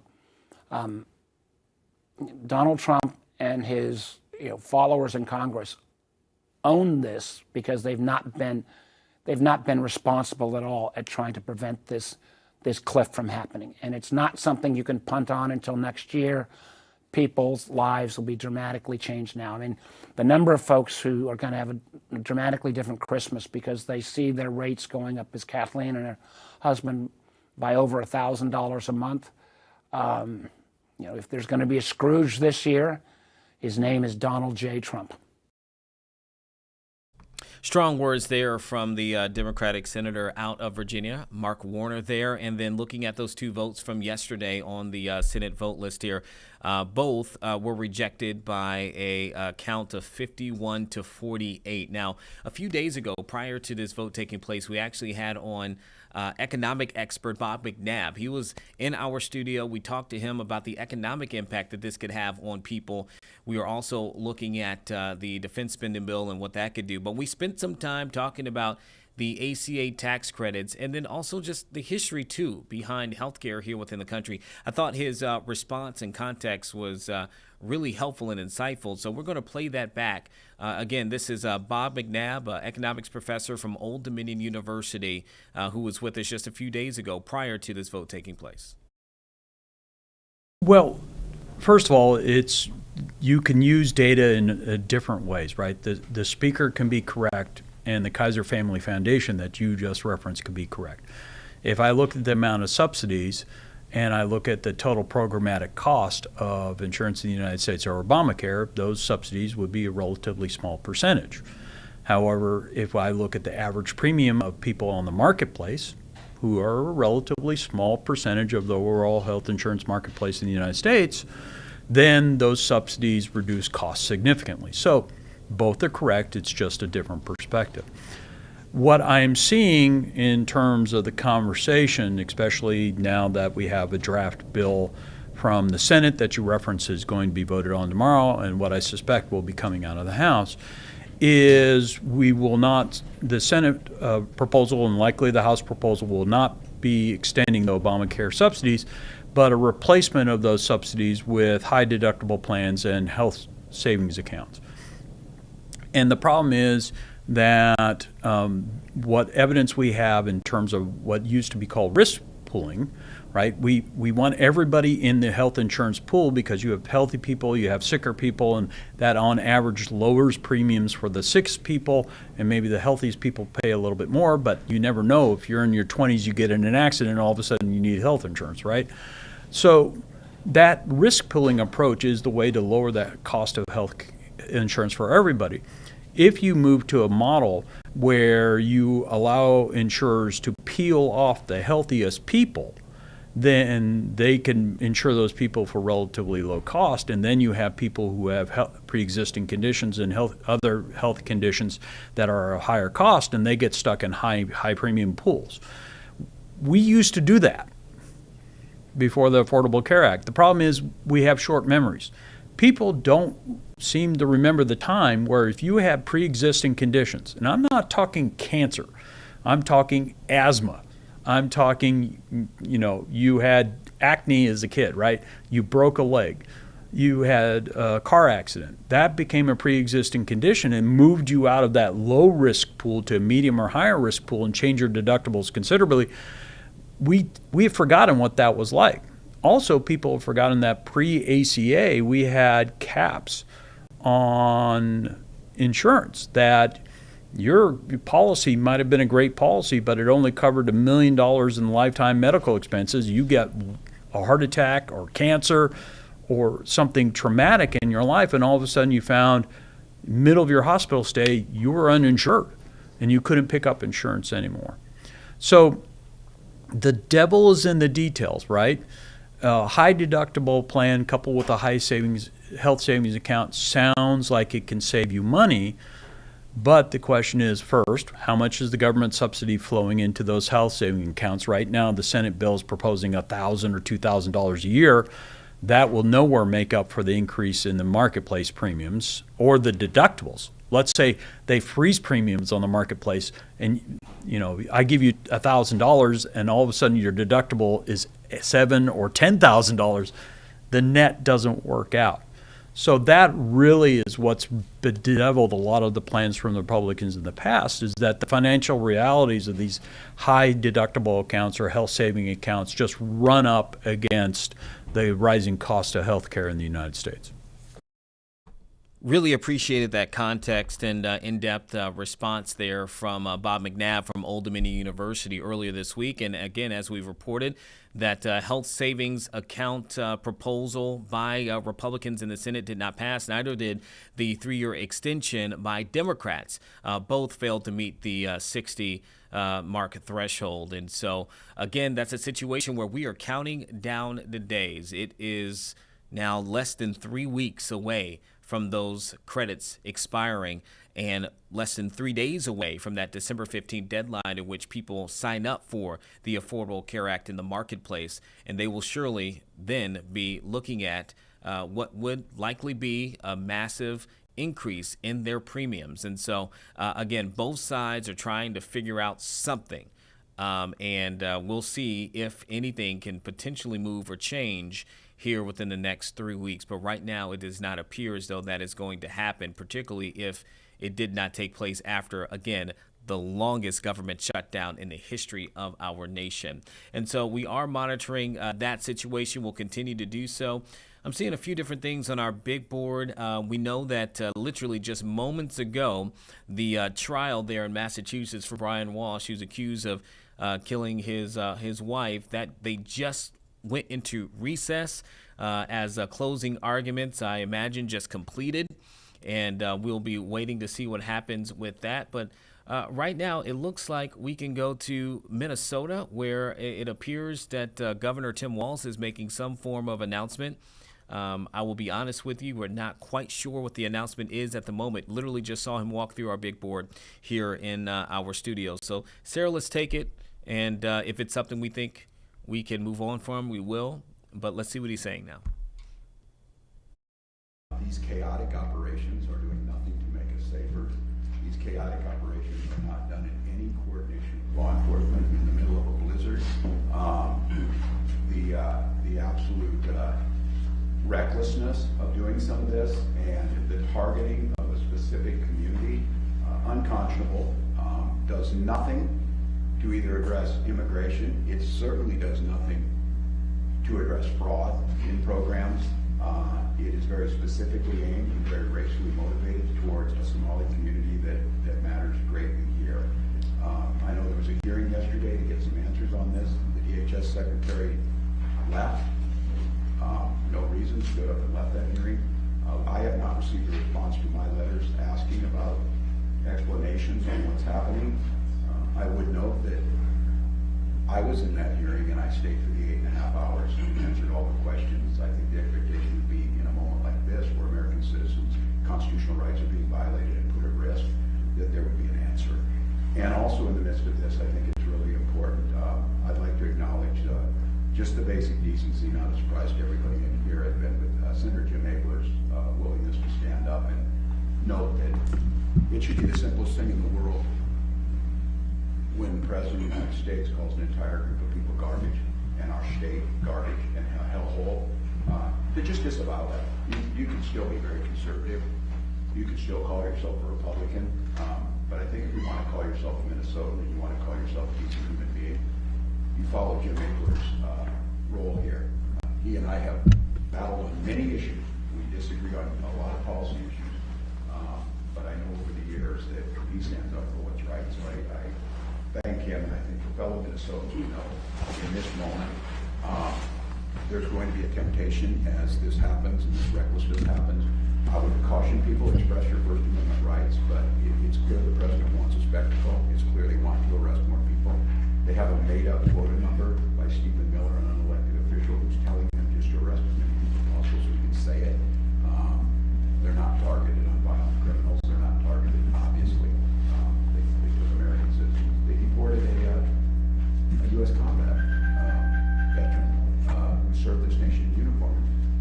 Deported him to South Korea, a country he has not been in since he was 8 years old. So I want to address this at the top of the hour. But back to here, in this state, and accepting responsibility and fixing problems, Minnesota is a great place to live. We rank at the very top of most states in quality of life. Affordability, we were recently named the 8th safest state in terms of crime.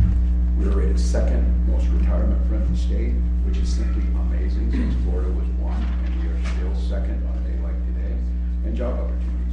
We understand the strength and prosperity of this state depends on the ability of every single Minnesotan to thrive. We are a state that chooses not to let people go hungry or homeless or uneducated. However, that generosity has been taken advantage of by an organized group of fraudsters and criminals. Minnesota's long-standing high standards of integrity of public funds go hand in hand with a culture of generosity. You can't have one without the other. Any amount of fraud is too much. That's why over the last several years, we've made many systematic changes to state government to both protect fraud and hold those accountable after it happened. Year after year, we've brought new ideas to the legislature to stay ahead of evolving tactics, and they are evolving. AI poses immense challenges in the fraud space. We've talked about change in state government to create stronger oversight.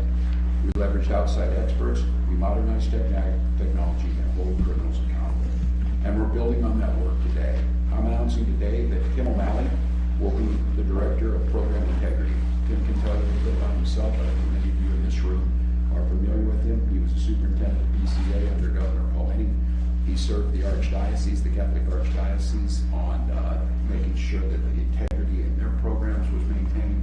And more recently, I asked him to fill in as the chief judge on the administrative hearing courts, which he did admirably. And I will note, made a culture change there that was the responses from the folks who work over there are simply amazing.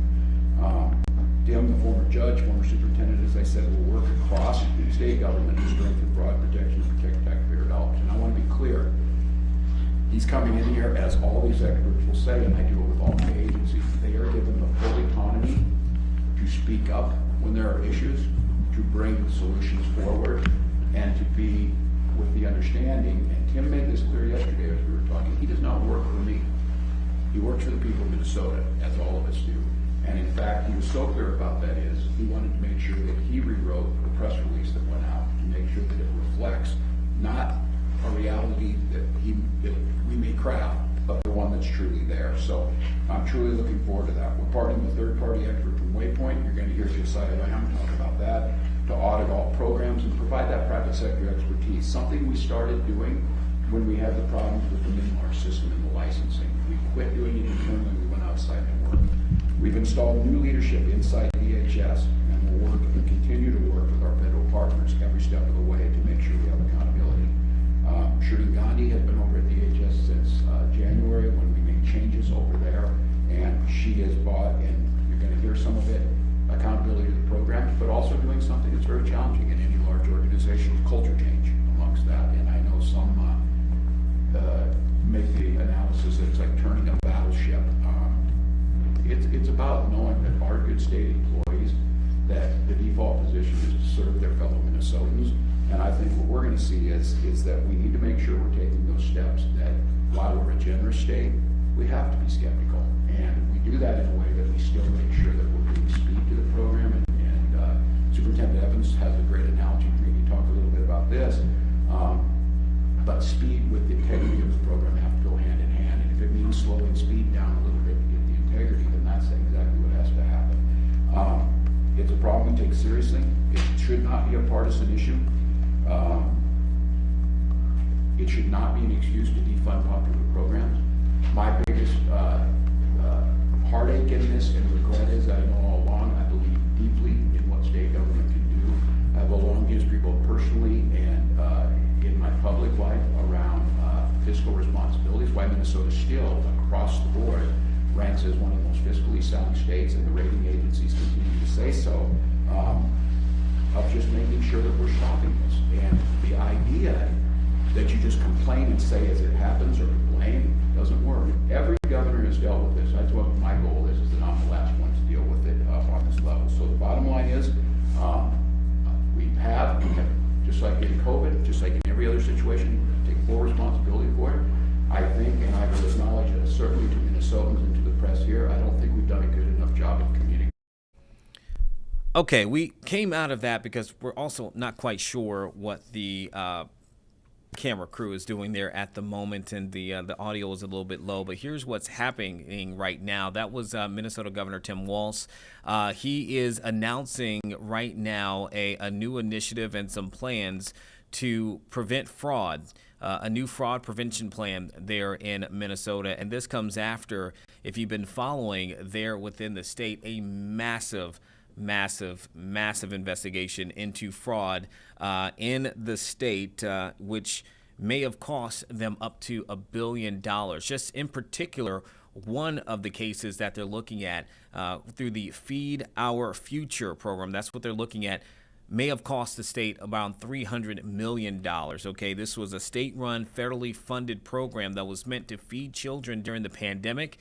And instead of using that money to feed children within the community, those who were over it were using that money, stealing that money for themselves. And that investigation is still ongoing. So far, with the fraud, there are 61 people who have already been convicted of this, but it is continuing to grow. Now, you may have heard it in the news, maybe not just through the situation of fraud that is taking place, but also from the response by the President of the United States, President Trump there. And I believe that is what the governor was referring to right off the top there. The series of fraud cases to this point, a lot of the people who have been connected to it happen to be defendants, who have roots in Somalia. Now, Minnesota, if you know anything about Minnesota, Minneapolis, St. Paul region, you know it has the largest Somali American population in the country. All right.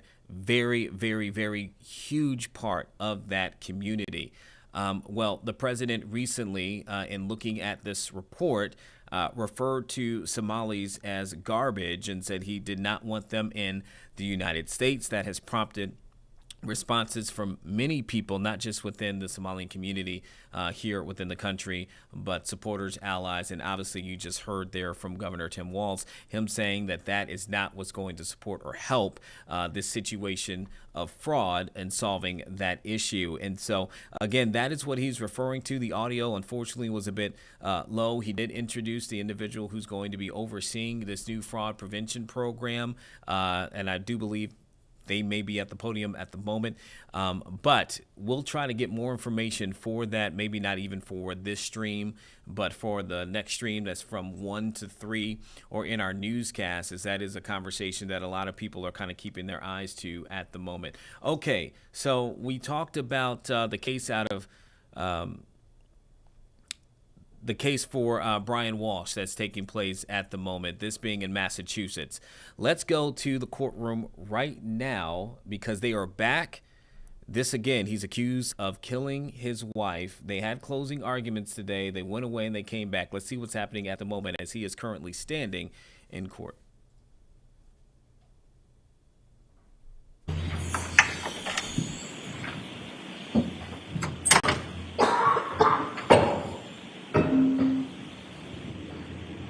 Court is back in session. You may be seated.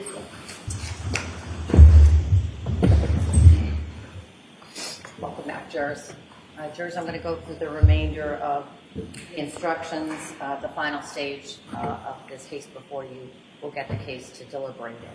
The intent of the second part of the instructions is to give you some assistance in determining how you go about deciding whether the Commonwealth has proven each element of the indictment is true beyond a reasonable doubt. For the charge, you must decide whether the Commonwealth has proved beyond a reasonable doubt that the defendant is guilty of the charge.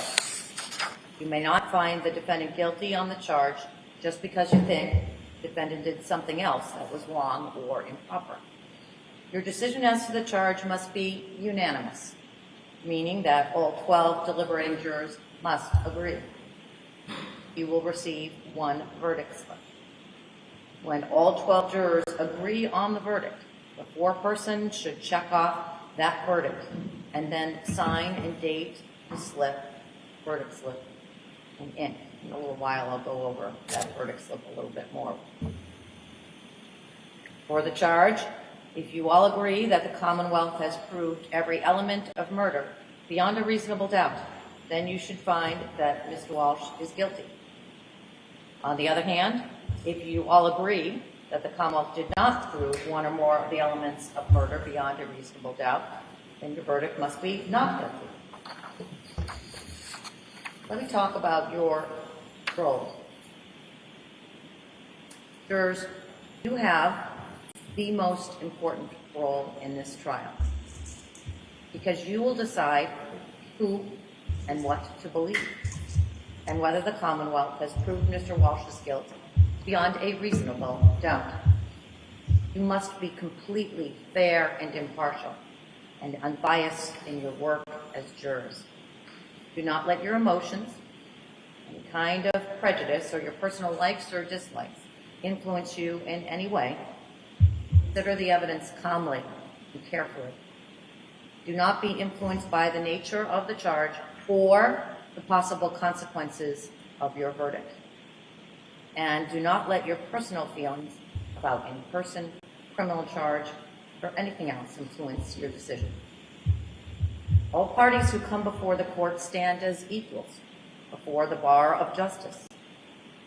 That a case is brought in the name of the Commonwealth does not entitle the prosecutor to any special consideration.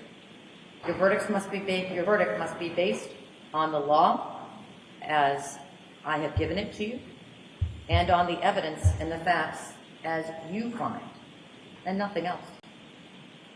By contrast, my job as the judge is to impose sentence if the defendant is found guilty. Therefore, you are not to consider the sentencing consequences of your verdict at all. That's not your responsibility. So please put any issues about sentencing out of your mind. Let me next talk about evaluating the evidence. You must decide this case based only on the evidence that was presented at trial. You may not decide this case based on anything else. Do not consider anything you have read, heard, or seen outside of this courtroom. Those things are not evidence, and you may not base your verdict on guesswork, speculation, or suspicion. Let me talk to the important topic of the defendant not testifying. As you know, Mr. Walsh did not testify in this case. You may not hold that against him. Mr. Walsh has an absolute right not to testify because, as I've explained, he is presumed to be innocent and does not need to do anything to convince you that he is innocent. It does not matter why Mr. Walsh did not testify. It's not relevant to what you must decide, which is whether the Commonwealth has proved, based on the evidence presented at trial, that Mr. Walsh is guilty beyond a reasonable doubt. The fact that Mr. Walsh did not testify is not evidence. You may not consider it or even discuss it in deciding this case. Let me next talk about witness credibility. During this trial, you've heard from a variety of witnesses. With reference to any and all witnesses who have testified before you, you have wide latitude. As a jury, you can believe every single word that a witness says on the witness stand, or you can disbelieve every single word that a witness says on the witness stand. You may decide to accept parts of a witness's testimony and to reject other parts of his or her testimony. That's for you and you alone to decide. If there are any conflicts in the testimony, it is your function to resolve that conflict and to determine where the truth lies. In evaluating the credibility of witnesses, you may use various tools. You may consider the ability, the opportunity, and the reliability of the witness to see or hear something in the past, and then remember and later testify about it before you in this courtroom. You may consider the conduct of the witness, his or her manner of testifying before you, any inconsistency you may have found in the witness's testimony, any interest the witness may have in the outcome of the proceedings, any bias or prejudice or hostility the witness may have demonstrated while testifying before you, the level of accuracy of the witnesses testifying before you, and the reliability of the testimony as it developed before you. These are some of the tools that you have at your disposal to resolve disputed issues of fact in this case. There's one more point about witnesses that I'd like to specifically address, and that's expert witnesses. This term refers to witnesses who have specialized training or experience in a particular field, generally in cases that are tried in our courts, both civil and criminal. Witnesses may testify to facts that are within their own personal knowledge. That is, things they've personally seen or heard or felt. However, in a variety of cases, this one included, issues arise that are beyond the experience of laypersons, and in those types of cases, we allow a person with specialized training or experience, call them expert witnesses, to testify not only to the facts, but to their opinions, the reasons for his or her opinions, on issues that are within the witness's field of expertise and are relevant and material to the case. Because a particular witness has specialized training and experience in a field doesn't put that witness on any higher level than any other witness. And you are to treat the expert witnesses just like you would treat any other witness. In other words, as with the other witnesses, it's completely up to you to decide whether you accept the testimony of the expert witnesses, including the opinions that those witnesses gave. It's also entirely up to you to decide whether you accept the facts relied on by the expert and to decide what conclusions, if any, you draw from the expert's testimony. You are free to reject the testimony and opinion of such witness in whole or in part if you determine that the witness's opinion is not based on sufficient education and experience, or that the testimony of the witness was motivated by some bias or interest in the case. You must also, as has been explained, keep firmly in mind, jurors, that you alone decide the facts. If you conclude that an expert witness's opinion, not based on the facts as you find those facts to be, then you may reject the testimony and opinion of the expert in whole or in part. You must remember, jurors, that expert witnesses don't decide cases, juries do. In the last analysis, an expert witness is just like any other witness, in a sense that you alone make the judgment about how much credibility and weight give the expert's testimony and what conclusions you draw from that testimony. Let me next talk about graphic photographs. The Commonwealth has introduced certain photographs showing items taken from various trash bags retrieved from 300 Forest Street, Peabody, during the investigation of this case. You will have those photographs with you during your deliberations, as all the evidence will be with you during the deliberations. Some of those photos, as you've seen, are not pleasant. Indeed, some may be described as graphic. I instruct you that your verdict must not in any way be influenced by the fact that these photographs may be unpleasant or graphic. The defendant is entitled to a verdict based solely on the evidence and not one based on pity or sympathy for the deceased, which might be occasioned by those photographs. Related to this, sometimes evidence is presented that produces in jurors an emotional response. For example, it is natural and understandable to feel sympathy and empathy when you hear or see testimony that suggests what might have occurred to Anna Walsh's body after her death. But as jurors who have taken an oath to follow the law, I instruct you that you must separate any emotional response or reaction on your part from the informational value and weight of the evidence. You must not be influenced in any way by the nature of some of the testimony and video evidence. You must find the facts in this case based only on the evidence. You can't find facts or base your decision, again, on sympathy, anger, passion or prejudice, or pity for or against either side in this case. Rather, again, jurors, your verdict must be based solely on the evidence in this case and my instructions on the law. So what is evidence? I told you earlier that repeatedly that you must decide this case based only on the evidence presented at trial.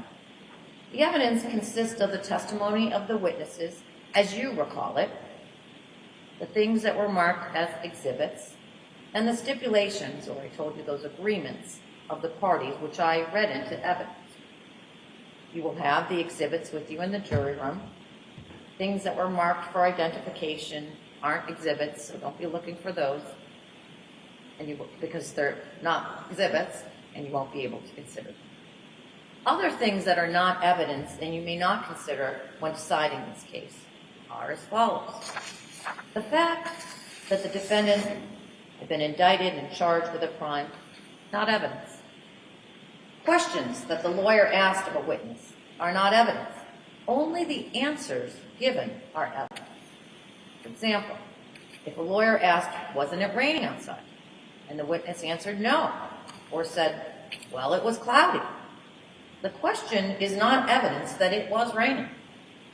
If a lawyer asked a question and I sustained an objection and therefore the witness didn't answer it, then neither the question nor the fact that the witness did not answer is evidence.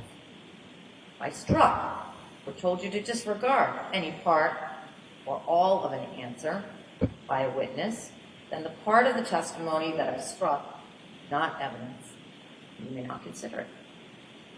Anything that you may have seen or heard when the court wasn't in session isn't evidence. The opening statements and closing arguments of the lawyers are not evidence. And if your memory of the testimony differs from what the attorneys said in their closing arguments, you should rely on your memory. Any notes that you've taken, they're not evidence, but you may use your notes to refresh your memory of the evidence.